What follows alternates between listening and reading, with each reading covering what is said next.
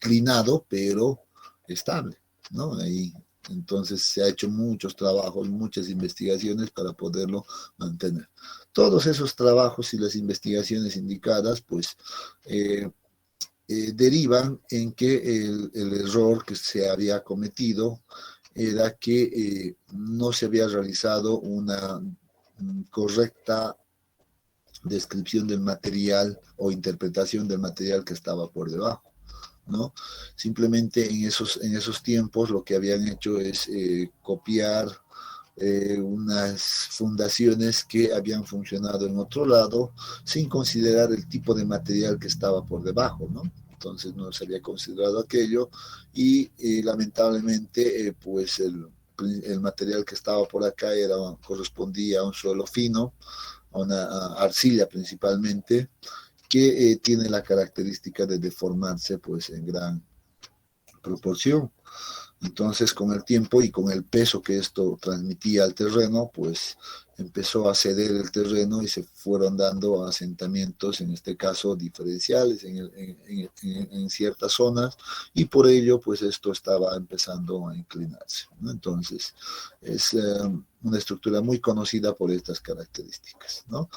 Bueno, en este caso, en Italia también hay otras dos torres ya que tiene más o menos una historia similar, ¿no? Entonces, obviamente no es tan significativa la inclinación como la Torre de Pisa, pero tiene una cierta inclinación también esta otra torre, ¿no? Entonces, ¿de qué depende esto? Entonces, ahora nos preguntan, bueno, se preguntarán, ¿y por qué estamos observando estas imágenes? Porque en realidad los asentamientos, como lo hemos dicho, pues dependen de gran manera pues de los esfuerzos efectivos o la variación de esfuerzos efectivos que se va a producir al interior del terreno cuando coloquemos la estructura, ¿no? Entonces, probablemente en el diseño pues no hayan considerado adecuadamente ese cálculo de esfuerzos efectivos, por tanto los asentamientos no han sido controlados adecuadamente y debido a eso se producen estos problemas, ¿no? En este capítulo nosotros vamos a aprender, ¿ya? Nosotros vamos a aprender a calcular el esfuerzo efectivo, ¿ya? Considerando diferentes cargas también, ¿no? O sea, obviamente esta estructura a nivel de fundación va a transmitir una cierta carga que seguro va a generar pues algunos cambios al terreno, ¿no es cierto? Entonces nosotros debemos conocer cómo calcular esas variaciones de esfuerzos, ¿no? Y también hasta qué profundidad va a afectar, por ejemplo, la aplicación de esta carga en el terreno. Eso es lo que debo preguntarme, bueno, debemos preguntarnos como ingenieros civiles, ¿no? Entonces, ¿cuánto de carga le puedo poner sobre un terreno, ¿no? ¿Cuánto será la máxima? ¿Puedo poner una carga infinita? ¿Puedo poner simplemente una carga pequeña? ¿No? Entonces, ¿cuánto le afectará eso al terreno? ¿No? ¿En qué le afectará? ¿Cuál será la variación que me genere? ¿No? Entonces, debemos empezar a pensar en dos situaciones siempre, ¿no? Una primera situación consiste en imaginar, ¿ya? Que no existe la estructura, ¿ya? No existe la estructura, simplemente está el terreno natural, sin ninguna carga encima. Entonces debemos calcular inicialmente en esa condición inicial y ver cuál es el nivel de esfuerzos al que se encuentra sometido, pues en función a la profundidad, o cuál es la variación de esfuerzos en función a la profundidad. Y luego debemos pensar en un segundo escenario que corresponde a ver ahora qué ocurre si le aplico una determinada carga a ese terreno. ¿Será que el terreno se va a mantener en las mismas condiciones que en la condición inicial? Seguro que la respuesta es no, ¿no? Y uno ya eh, intuye directamente que si yo le coloco una carga a algo, pues esto va a cambiar, ¿no? ¿No es cierto? Entonces debemos empezar ahora a pensar de esa manera, ¿ya? Y para aquello, obviamente, para llegar a hablar de esas variaciones de esfuerzos, pues lo primero que debemos revisar son nuestros conocimientos previos en relación a la definición de esfuerzos y deformaciones. Ya no vamos a entrar mucho en gran detalle porque solo es algo como que un recordatorio, esta primera parte, de resistencia de materiales, ¿no? Es porque de hecho que esto ya lo han visto en unas asignaturas anteriores. Entonces vamos a imaginarnos esta situación inicialmente, ¿ya? Entonces esta es la superficie del terreno donde no tiene nada de carga, ¿no? No hay nada, encima está en una condición natural, pero si yo supongo que ingreso en profundidad, una cierta profundidad Z, como la que estoy observando, y defino un punto de estudio, por ejemplo, como un punto A, ya como estoy viendo acá, estoy seguro que todos podemos imaginar que este pequeño elemento que se encuentra acá, pues va a estar sometido pues a distintos niveles de esfuerzo, ¿no? Y aquí ya podemos hablar de esfuerzos, pero un poco recordando esa teoría, ¿no? Un esfuerzo, si este es el eje X en realidad y este es el eje Z, ya lo vamos a llamar así, entonces este será un esfuerzo pues que está transmitido en la dirección Z y aquí tendremos un esfuerzo que está transmitido en la dirección X. Y obviamente eso se va a repetir en el otro lado, en este otro lado, en esta otra dirección, etcétera, ¿no? Entonces eso es fácil de imaginar aquello. Dentro de lo que es nuestra asignatura, ya nosotros nos vamos a concentrar en estudiar simplemente estos esfuerzos, ya estos esfuerzos que se encuentran en esta dirección Z, también denominados esfuerzos verticales, ¿no? Entonces, bueno, aquí vamos a poner esfuerzos verticales. ¿Ya? Entonces, estos son los esfuerzos verticales que nosotros vamos a estudiar. O al menos vamos a aprender a trabajar con estos esfuerzos verticales. Aquí estos esfuerzos que se encuentran en la dirección X, pues son denominados los esfuerzos, en este caso, horizontales, ¿no? O laterales también se lo conoce. Horizontal o también conocidos como esfuerzos laterales. ¿Ya? Este cálculo de los esfuerzos laterales pues corresponde en realidad a la siguiente asignatura, Mecánica de Suelos 2, está programado un capítulo entero que se dedica al estudio de los esfuerzos laterales, ¿ya? Entonces eso lo dejamos acá y simplemente nos vamos a quedar con el estudio de cómo determinamos los esfuerzos verticales en cualquier punto, por eso, ¿no? En cualquier punto en el terreno, a cualquier profundidad, quiero decir, ¿no?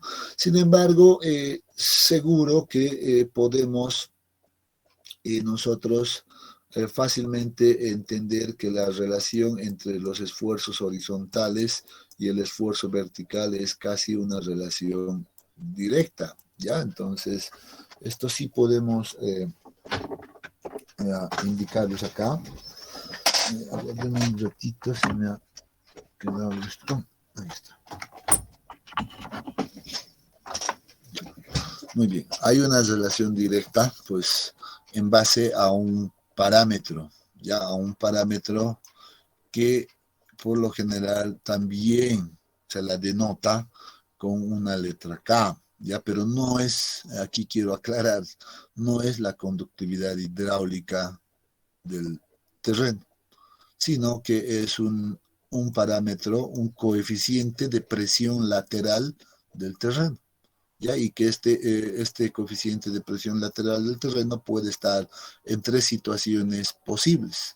en una condición en reposo, en una condición activa y una condición pasiva. Ya no vamos a entrar al detalle, solo quiero aclarar para que no confundan con la conductividad hidráulica, porque lamentablemente en geotecnia pues se denota muchas cosas con la letra K, ¿no? Entonces, empezando por la conductividad hidráulica, presión lateral del terreno, también otro coeficiente de balasto también es identificado con una letra K, también un módulo de rigidez también es identificado con la letra K, o sea, hay que tener mucho cuidado, ¿no? Aquí no simplemente debemos observar el símbolo, sino que debemos saber en qué tema nos encontramos o en qué problema nos encontramos para poder saber de qué valor estamos hablando, de qué parámetro estamos hablando principalmente. ¿Ya? Entonces, mucho cuidado. Lamentablemente así está nuestra nomenclatura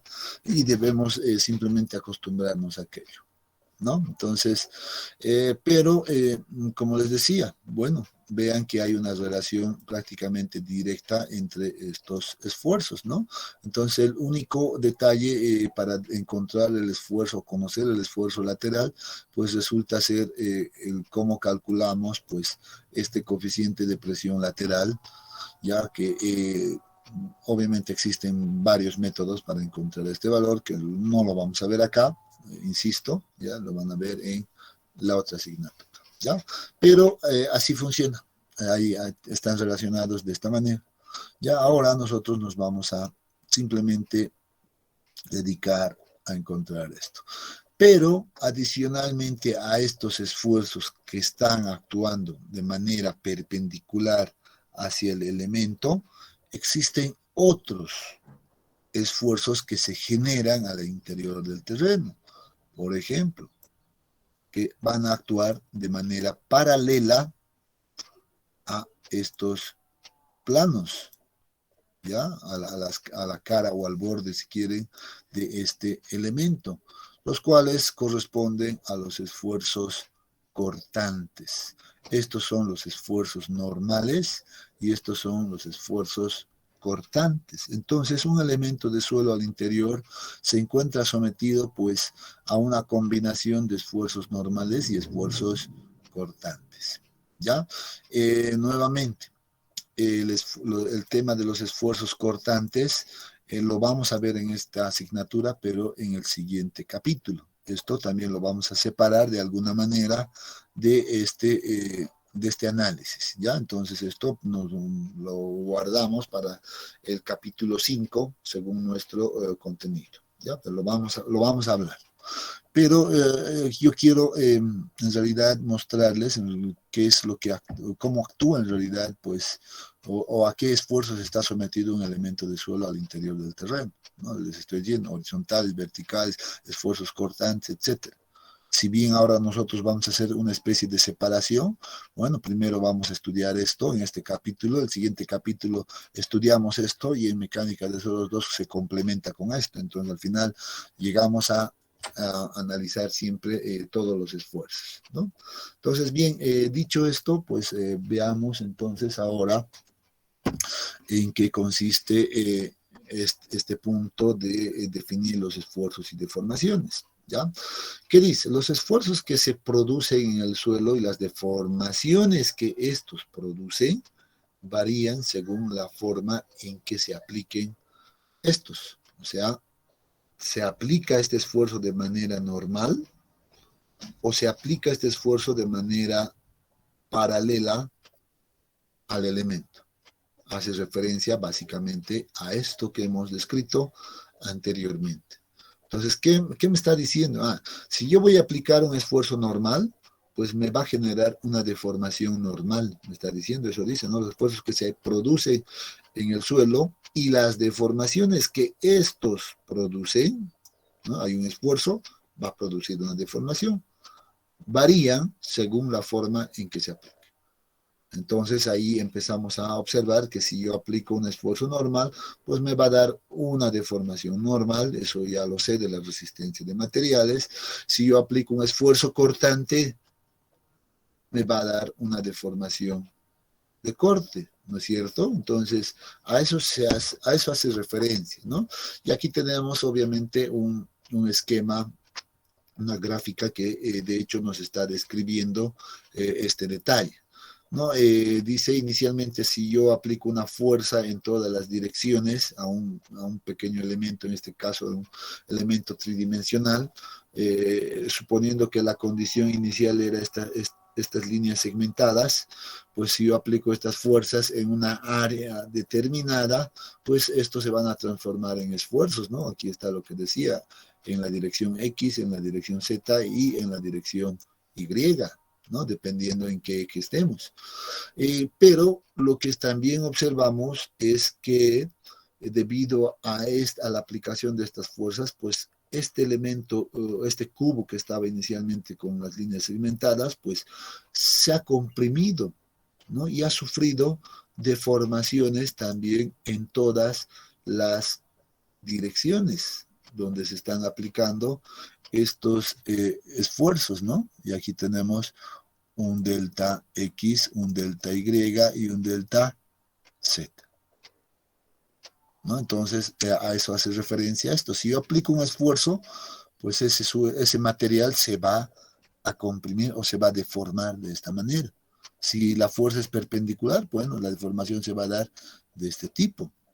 Pero ¿qué pasa si la fuerza, en este caso, es paralela al plano, como estamos viendo?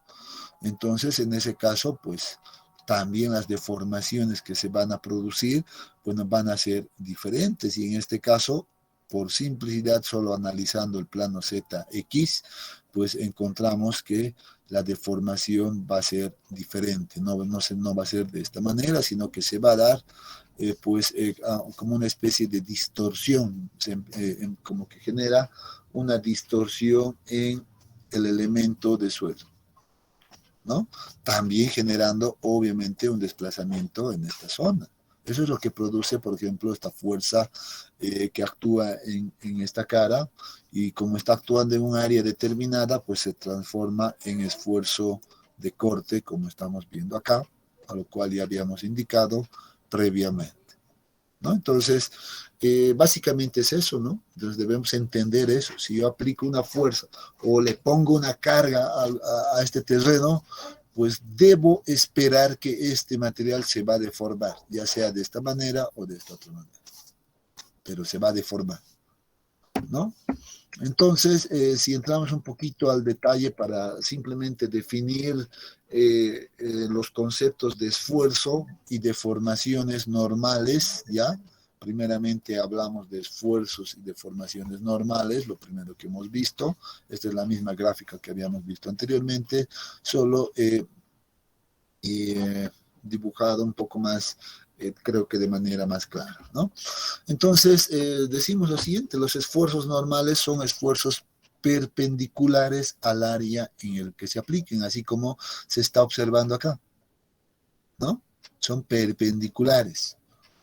Las deformaciones, la deformación normal, que es el cambio en la longitud dividida por su longitud inicial. Aquí la línea segmentada era la longitud inicial, por tanto aquí son Z, X e Y, son las longitudes iniciales, pero ¿cuáles son los cambios? Delta X, delta Z y delta Y son los cambios que se producen debido a la aplicación de estos esfuerzos, ¿no? Entonces ya por definición nosotros ya sabemos, por ejemplo, que el esfuerzo es fuerza sobre área, ¿no? Y como tengo tres esfuerzos que están actuando en este momento en la dirección X, Y y Z, pues hago relación con la dirección también de la fuerza, ¿no? El esfuerzo en la dirección X va a ser igual a la fuerza que actúa en esa dirección dividido entre el área, y el área obviamente está limitado por todo este segmento, ¿no? Ahí tenemos el área donde está actuando esta fuerza Px, y eso es igual a Y, aquí está, dividido entre Z, simplemente. Lo mismo para el esfuerzo en la dirección Y, está actuando acá, vean, entonces P sub Y dividido entre, en este caso, X y Z. que aparece acá. En la dirección Z lo propio, bueno, aquí está la fuerza P sub Z dividido entre X e Y, ¿no? Entonces, esa es la definición de esfuerzo normal, es fuerza sobre área, ¿no? Y el área queda definido por esas dimensiones. Por tanto, nosotros recordamos que esfuerzo en resistencia de materiales nos decían, la definíamos de manera general como aparece acá. Esfuerzo es igual a fuerza sobre área, ¿no? Entonces, un concepto que ya conocíamos. Y esto lo vamos a manejar aquí, lo vamos a trabajar también en este capítulo. Si yo aplico un esfuerzo, como ya hemos dicho, pues debo esperar que el elemento se deforme. Si yo aplico un esfuerzo en la dirección X, debo esperar que se deforme también en esa misma dirección, ¿ya? Como en este caso, deformación en la dirección X, Y y Z. De acuerdo a la definición que recordamos, pues esto no es más que el cambio que se produce delta X, y aquí está ese valor de delta X, dividido entre su longitud inicial, y esa longitud inicial era X, ¿no? Esa es la definición en todas las direcciones nuevamente, entonces esto ya es algo conocido para nosotros. Y sin embargo, por definición general, decimos, bueno, una deformación normal, entonces, ¿ya? Es igual al cambio en la longitud inicial, ya, al cambio en la longitud más bien, perdón, dividido entre la longitud inicial. Esto por definición. Entonces, esto recordamos de nuestros conceptos previos. Sin embargo, también es interesante, entonces, darnos cuenta que este elemento tridimensional, en este caso, pues ha sufrido deformaciones en las tres direcciones, ¿no? Y si sufre las deformaciones en las tres direcciones, yo debería calcular esa sumatoria de las deformaciones en las tres direcciones, o sea, hacer esto, básicamente, y me va a dar una deformación denominada deformación volumétrica, ¿ya? Que generalmente se la denota como E sub P, ¿ya? Esta deformación volumétrica no va a ser más que la suma de estas tres deformaciones ocurridas en las tres direcciones.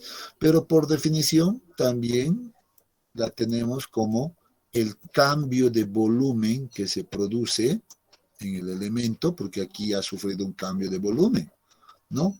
Dividido entre el volumen inicial que se tenía, las líneas segmentadas, ¿no? Entonces, la definición principal pasa por ahí, ¿no? Siguiendo también, obviamente, este mismo principio, ¿no? Cambio en la longitud, en este caso en términos de volumen, es cambio en el volumen dividido entre el volumen inicial, es básicamente el mismo principio. ¿Para qué determinamos esta deformación volumétrica? Bueno, la deformación volumétrica se determina más bien para encontrar el módulo de elasticidad del material. Esto es importante, ¿no?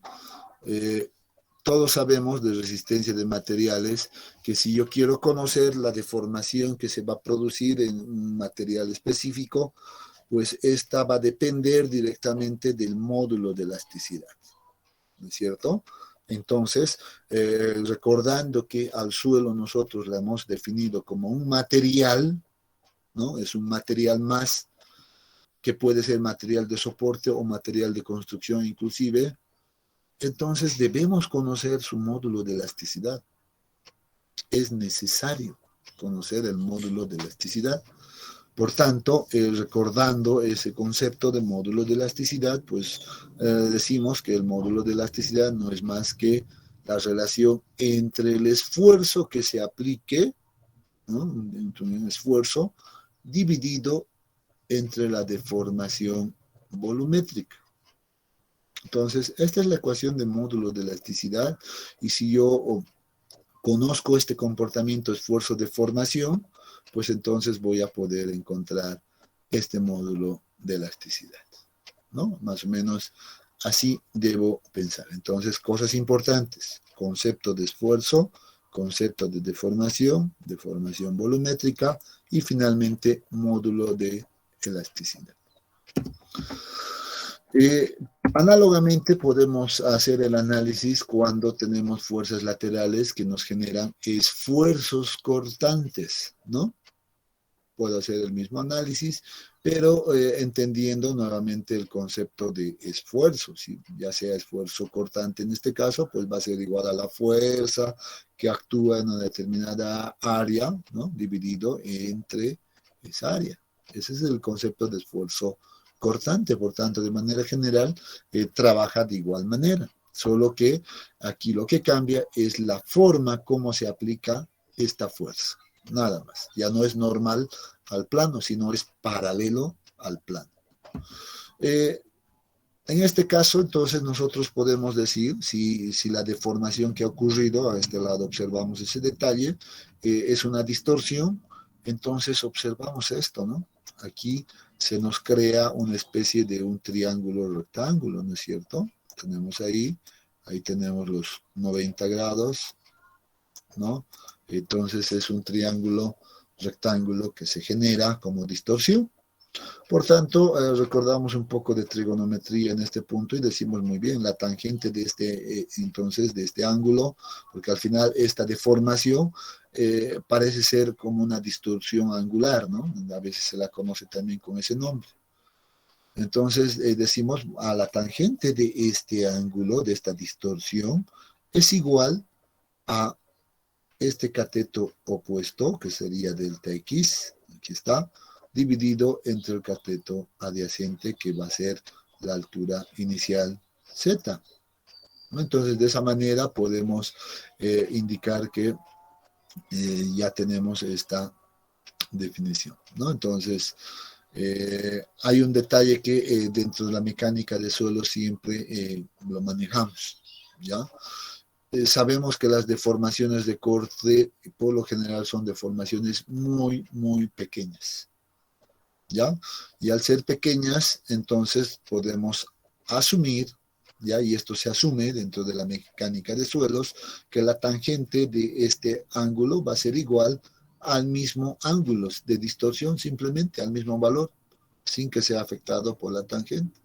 Por tanto, de esa manera, pues nosotros tenemos el ángulo de deformación de corte, pues simplemente como una ecuación directa de esta manera, sin ser afectado por la tangente. Ya esto debido a que estas deformaciones son muy pequeñas. ¿Ya? Sin embargo, cuando hablamos en este caso, esfuerzos de corte, pues análogamente a la determinación del módulo de elasticidad, ¿no? Pues también nos interesa conocer el módulo de corte, que por lo general es un parámetro que se utiliza bastante para un análisis dinámico de las estructuras, ¿no? El módulo de corte, pero el principio es exactamente el mismo, ¿no? Entonces el módulo de corte no va a ser más, más bien es igual al esfuerzo cortante que se está aplicando, dividido entre la deformación de corte que se produce. Entonces, nuevamente es una ecuación muy parecida al del módulo de elasticidad. Entonces, nos interesa conocer aquello. Entonces, estamos recordando un poquito ese detalle.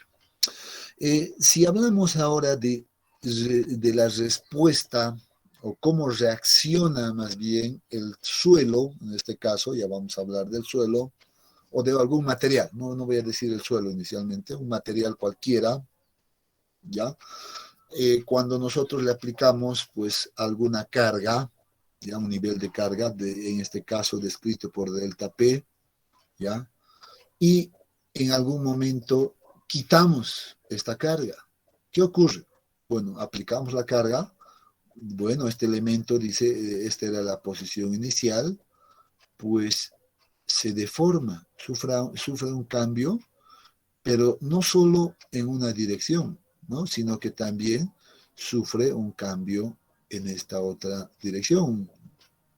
Entonces se va a deformar de esta manera. Se va a volver más pequeño, pero a la vez se va a volver un tanto más, en este caso, un poco más ancho, ¿no? ¿Pueden notar aquello? Entonces, eso ocurre con los materiales. Yo aplico una carga axial, ya a esto generalmente se la conoce como carga axisimétrica, que estoy cargando en esta dirección normal y justo en el centro del elemento, ¿no? Entonces, voy a observar lo siguiente. Tengo la configuración inicial, un poco más oscuro, y la configuración deformada, pues es esta zona ahí un tanto celeste que se va a producir, generando estas deformaciones radiales, en este caso, ya si este es el radio inicial, bueno, va a tener un incremento en el radio y una deformación en esta otra dirección, ¿no? Entonces, en este caso, pues yo digo, muy bien, el esfuerzo, como estoy hablando de incrementos, voy a decir el incremento de esfuerzos en esta dirección Z, entendiendo nuevamente que este eje es Z, ¿ya? Va a ser igual a este incremento de carga o de fuerza dividido entre el área de la sección. En este caso, el área pues está definido por ¿no ve? Este círculo. Esto me va a generar una deformación normal. Por tanto, voy a tener un cambio en la deformación normal, un incremento, que va a ser igual al cambio en la longitud inicial, o respecto a la longitud inicial más bien, delta Z, dividido entre la longitud inicial. Conceptos. Entonces, recuerdo esto. Pero también, como he dicho, pues ocurre una deformación radial en esta otra dirección, ¿no? Entonces voy a definir una deformación radial en este momento, ¿ya? Una deformación o un incremento en la deformación radial que va a ser igual al cambio en el radio, delta R, dividido entre el radio inicial. Entonces tengo aquí otra deformación. Esto me sirve, ya el conocer esta situación, estas dos deformaciones me sirven en realidad para encontrar un parámetro también muy interesante, que es el coeficiente de Poisson, ¿no? Todos recordarán al coeficiente de Poisson, ¿no? El coeficiente de Poisson, entonces, por definición, es igual al cambio en radial o la deformación radial, ¿ya? Delta E sub R, dividido entre la deformación normal, ¿no? Entonces aquí está, si yo divido esta deformación entre esta otra deformación, voy a tener el coeficiente de Poisson, ¿no? Entonces ahí tengo esa definición. Otro parámetro muy importante del suelo. Debo aclarar, pero en este momento.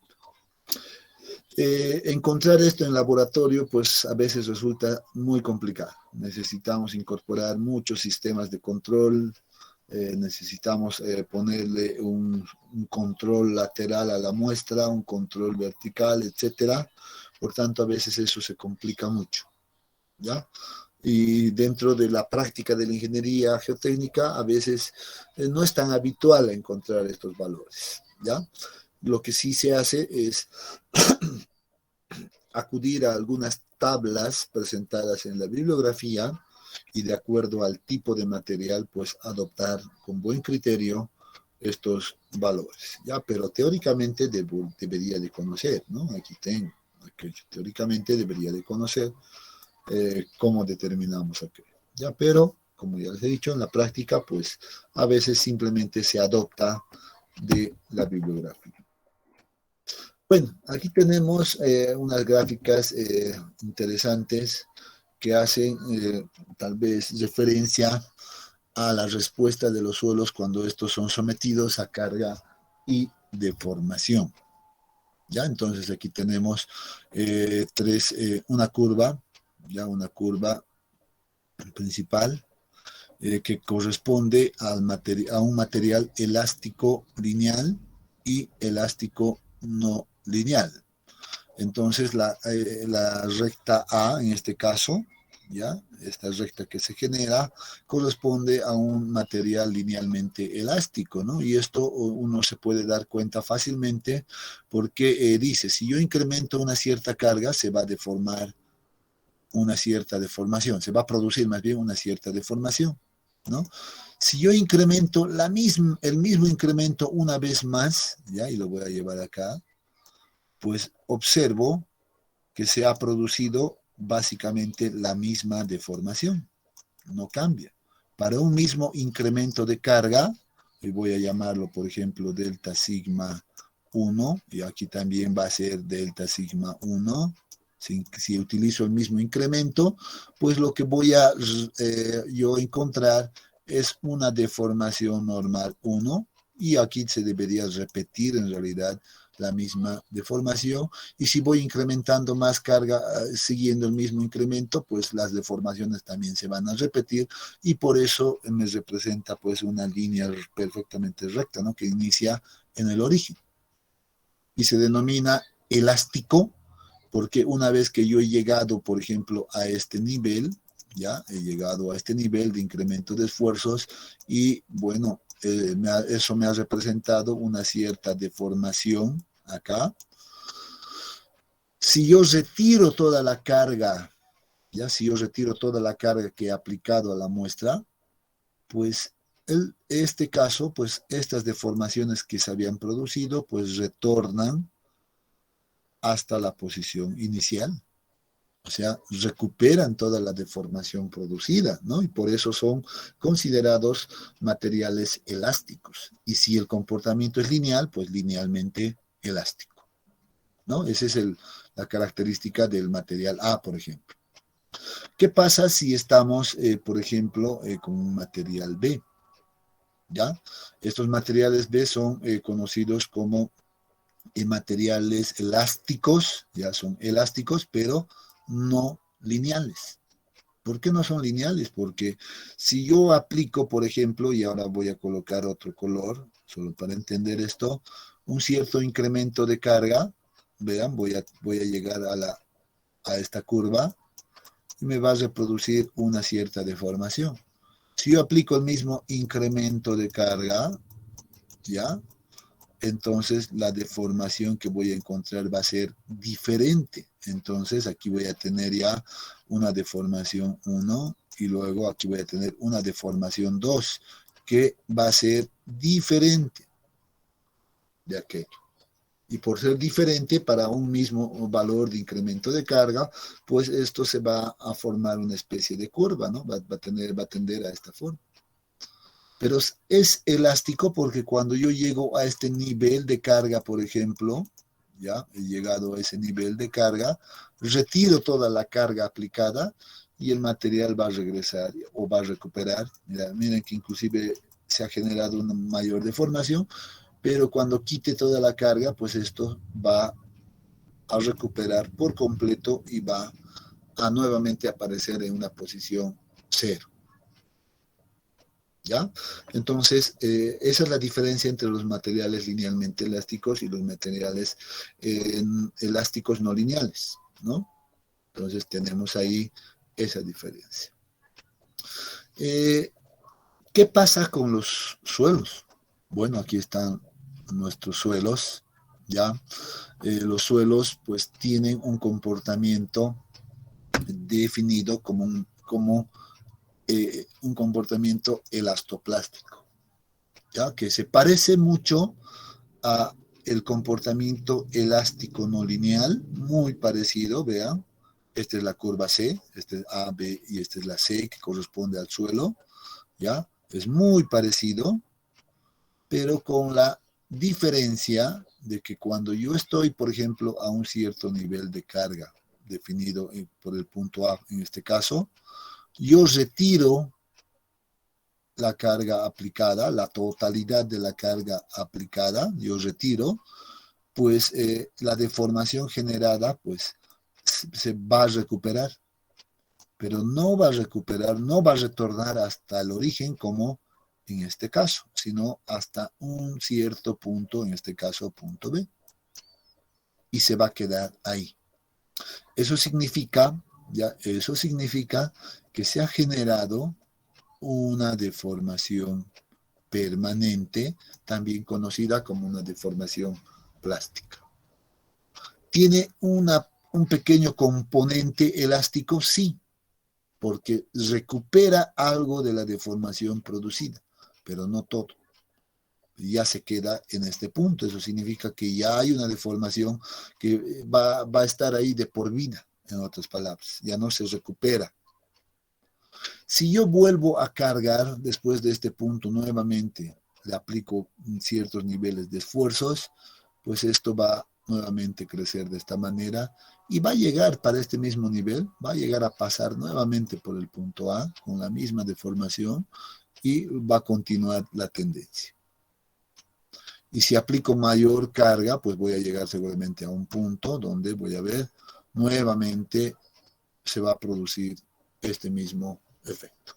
Por eso se conoce a estos, al suelo como materiales elastoplásticos, porque tienen un comportamiento elástico en parte y también un componente plástico, ¿no? Entonces de ahí viene el nombre de elastoplástico. Pero ¿para qué me sirve conocer esto?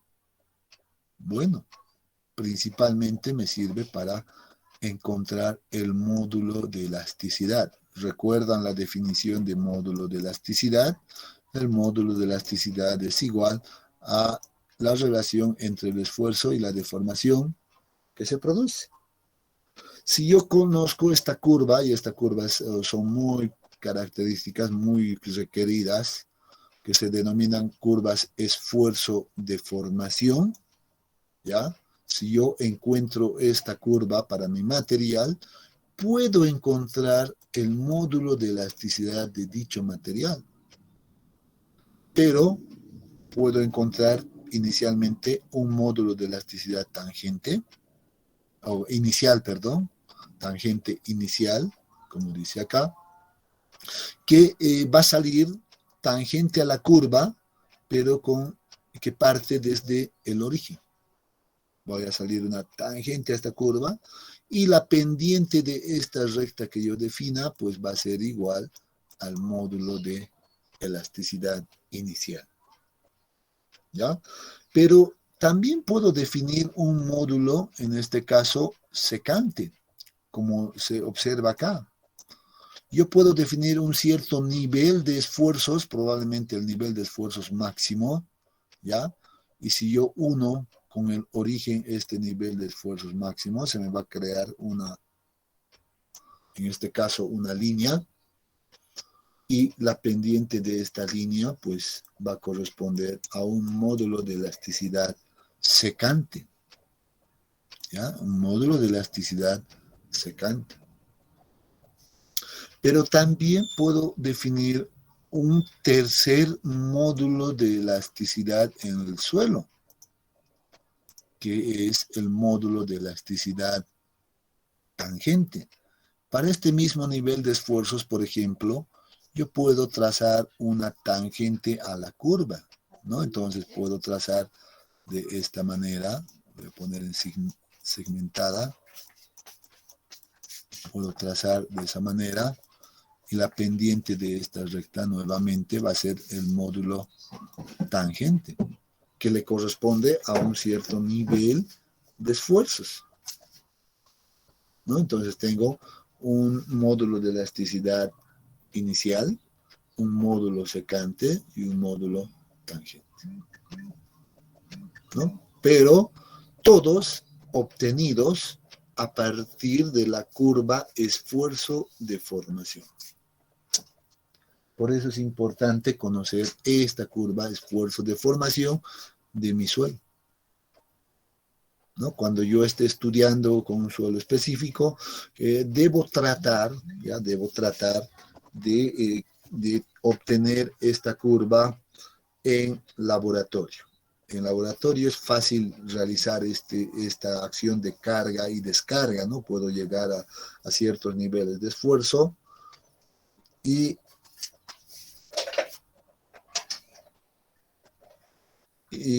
listo, ¿no? Y podemos obtener esos módulos de elasticidad. ¿De acuerdo? Bien, entonces de esa manera ya conocemos también cómo encontrar el módulo de elasticidad. Si yo a ustedes les doy unos resultados de laboratorio, de esfuerzo y de formación, ustedes deberían poder determinar ya con esto el módulo de elasticidad, ¿no es cierto? Entonces, simplemente recordando ese detalle. Pasa lo mismo con el módulo de corte, ¿no? Tenemos una curva muy parecida en los suelos, pues ahí vamos a tener la tangente inicial, el módulo cortante tangente, el módulo secante también, etcétera, ¿no? Entonces es algo similar que no vale la pena pues entrar en este detalle, pero sí vamos a decir que también la bibliografía ha estudiado bastante a estos parámetros, tanto el módulo de elasticidad como el módulo cortante, y en este caso pues esta tabla nos presenta pues los módulos de elasticidades secantes para condiciones drenadas, significa para un estudio o materiales granulares principalmente, ¿no? Pero también para la arcilla en una condición drenada. Entonces, ¿qué módulo nos está presentando? Pues este módulo de corte secante y también el módulo de elasticidad secante. Arcilla arena. Aquí dice, bueno, ahí tenemos ciertos valores como referencia simplemente, ¿no? Aquí están en unidades de megapascales, ¿ya? Si quiero, generalmente nosotros manejamos en kilopascales, debo multiplicar simplemente estos valores por 1000, ¿no? Entonces, tenemos ahí nuestros valores, solo como referencia. Bien, deberíamos ver ahora un poquito rápidamente pues la variación de los esfuerzos, de lo cual ya veníamos hablando al inicio, ¿no? Como les decía, pues no sabíamos cómo se daba la variación de esfuerzos en esta estructura, por ejemplo, ¿no? Si nosotros tomamos distintos puntos de análisis en diferentes lugares, obviamente el nivel de esfuerzos al cual se van a encontrar sometidos, pues van a ser diferentes. Este va a estar sometido a un nivel de esfuerzos diferente a este, por ejemplo, ¿no? Eso significa que la carga que nosotros apliquemos, por ejemplo, a nivel de fundación, ¿ya? O a nivel del terreno, pues seguramente va a aplicar un esfuerzo mucho mayor en este punto que en este otro punto, ¿no es cierto? Eso significa que la carga generalmente influye de manera directa hasta una cierta profundidad simplemente, ¿no? Y aquí podemos ver esto, ¿no? A este nivel, pues la carga está actuando al 100%, a medida que esto va bajando, pues esto ya actúa al 50%, al 20%, etcétera. Va reduciendo la influencia de esta carga y es algo que vamos a ver con bastante detalle nosotros en este capítulo también, ¿ya? En ese sentido, lo que vamos a definir o lo que se define es el bulbo de presiones, ¿no? El bulbo de presiones es un concepto muy interesante que nos ayuda ya a encontrar cuál es esa zona donde influye dicha carga que apliquemos, ¿no? Entonces dice de manera general y de manera práctica, ¿ya? Dice, nosotros vamos a encontrarnos en un lugar, ¿ya? Un lugar X, esto es definido por este bulbo, ¿ya? Donde la presión que va a afectar ya en este punto va a corresponder simplemente al 10% de la carga aplicada a nivel de fundación. Y cuando estemos en este punto, dice que, bueno, el 10% de la carga básicamente no le va a generar cambios significativos al terreno. Ya, o sea, ¿qué significa aquello? Que a partir de esta profundidad hacia abajo, bueno, ya el nivel de esfuerzos pues van a ser muy parecidos a la condición inicial, no va a haber cambios. Eso es lo que me está diciendo. Pero en esta zona, obviamente, los cambios van a ser bastante importantes. En toda esta zona remarcada de color naranja. ¿Ya? Entonces, este es el concepto de bulbo de presiones. Cuando nosotros aplicamos una carga, pues va a actuar en una zona así limitada. Y esto depende mucho de las dimensiones de mi fundación principalmente, o de las dimensiones donde estoy aplicando la carga. Teóricamente dice esta profundidad Z sub I, por eso la denominamos, pues es básicamente 2 veces la distancia donde se está aplicando la carga. Si esto es igual a B1, entonces 2 veces B1, vamos a decir que ya está actuando una presión del 10% de esta carga simplemente. Pero noten si tenemos una zona mayor donde se esté aplicando esta carga Q, por ejemplo, bueno, el principio va a ser lo mismo, pero al ser mucho más grande esta distancia, pues la profundidad también va a ser mucho mayor en relación a este bulbo. Por tanto, es importante conocer en qué área yo voy a aplicar la carga para conocer también ya hasta qué zona se me va a generar cambios. En otras palabras, y espero que con esto quede claro, en toda esta zona se van a presentar o se van a generar deformaciones.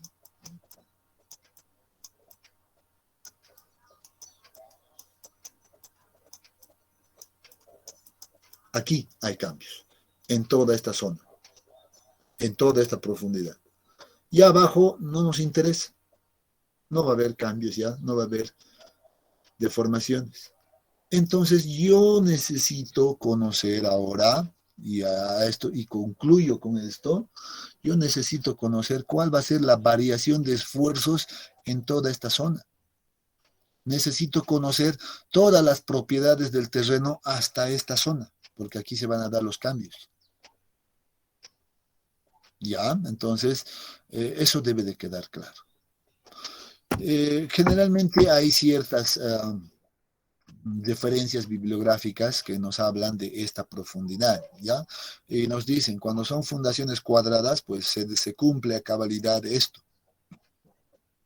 ya que esa zona de influencia va a ser 2 veces B.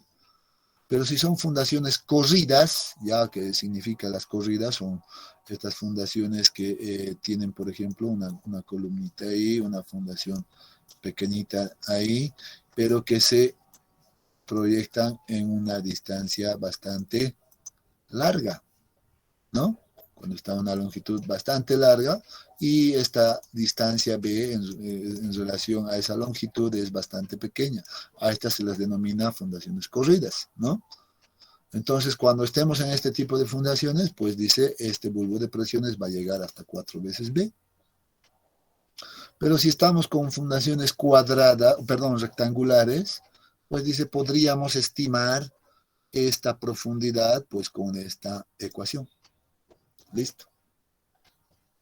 ¿No? Entonces, bueno, ahí tenemos pues unas referencias muy interesantes que nos sirven para tener una idea en qué zona yo voy a tener mucho cuidado. Ya les he dicho, en toda esta zona que implica el bulbo de presiones, pues se van a producir los cambios.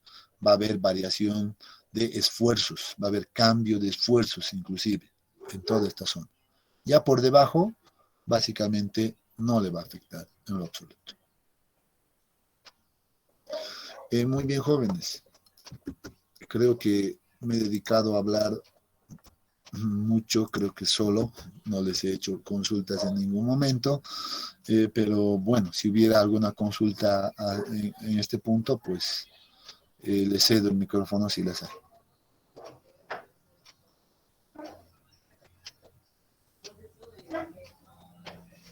Entiende, ingeniero. Muy bien, eso me deja más tranquilo. Bueno, también lo único que hemos hecho es un poquito introducirnos en el capítulo, recordar conceptos de resistencia de materiales y tal vez lo nuevo que estaríamos viendo es este concepto de bulbo de presiones, ¿no? Es la zona de influencia de la carga que nosotros aplicamos y que me define la zona donde se va a producir deformaciones y cambios en el terreno. Y es la zona donde debo concentrar el estudio, ¿no? Entonces, simplemente aquello. Bueno, jóvenes, vamos a quedar acá. Nos vemos la siguiente semana, el día miércoles, directamente con el examen. ¿Ya? Que tengan muy buenos días y un buen fin de semana. No se olviden de estudiar, cuidado, no se lo guarden para un día antes. Aprovechen este tiempo o el plazo que se les ha prolongado para el examen. ¿Ya? No se lo guarden. Hasta el día miércoles. Está bien, ingeniero, gracias por el plazo. Hasta luego, que le vaya bien. Gracias, Inge, hasta luego. Hasta luego, Inge. Hasta luego, Inge. Hasta luego, ingeniero.